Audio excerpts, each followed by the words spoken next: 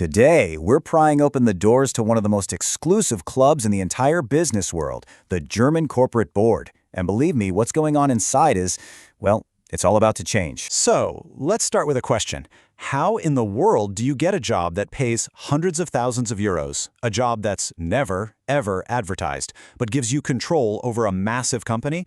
I mean, these are positions with unbelievable power, shaping whole industries. So, how do you get a seat at that table? Well, for decades, the answer in Germany wasn't about what was on your resume. It was all about who was in your phone, your Rolodex. A world built on quiet handshakes and insider connections. But that entire system, it is now facing a massive, seismic shift. Okay, so to really get what's happening, you first have to know who the players are. See, in Germany, corporate oversight isn't just one simple thing. It's actually split between two very different kinds of boards. So on one side, you've got the Aufsichtsrat. That's the supervisory board. This one is required by law for any big public company. You can think of it as the official watchdog, you know? They hire and fire the CEO and sign off on all the big moves. But then, on the other side, you have the Beirat, the advisory board. This one's usually voluntary, and you see it a lot in Germany's famous family-owned businesses.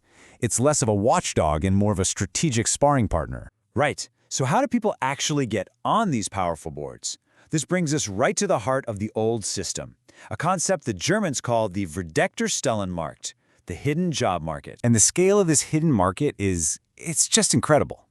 Research suggests that a full 80% of top-level management jobs in Germany get filled this way. Not through a job ad you will ever see. So what is this hidden market? You know, it's kind of like trying to find a really great house to buy. The best ones, they never even get a for sale sign put up. They just get sold quietly, between friends and trusted contacts. It's a system that runs on who you know, political favors, and recommendations from other insiders. And it pretty much locks out anyone who isn't already in the club. One source puts it with this perfect German understanding. It says these jobs come about somehow differently. It's just such a polite way of saying the whole process is a total black box, happening completely behind closed doors. And if you want a really stark example, just look at the boards of public, city-owned companies. Almost 58% of the seats, they go to politicians. Another 37% go to employee reps. So what about the slice for actual external experts? People with specialized skills? It's a tiny 5.4%. Yeah, this is a system that's built for political connections, not necessarily for finding the best possible person for the job. But this old, comfortable, closed-off system, it's now under enormous stress. There are these three huge forces all hitting at the same time, and they are literally cracking those boardroom doors wide open. First up, ESG, environmental, social, and governance. New rules are coming down from Europe that force companies to report on everything from their carbon footprint to human rights. And all of a sudden, you need real sustainability experts on your board. And that old boys network of generalists, they just don't have them. Second, you've got AI and geopolitics. I mean, the world is being completely rewritten by new technology and shifting global powers. To survive that, companies are desperate for board members who actually get tech, who understand cybersecurity and global supply chains.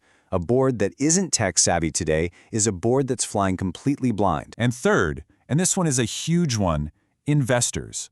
Giant asset managers like BlackRock are now actively looking at who is on these boards. They are demanding independent voices, they want diverse skills, and they are absolutely punishing companies, often by voting against the entire board, if they don't see it.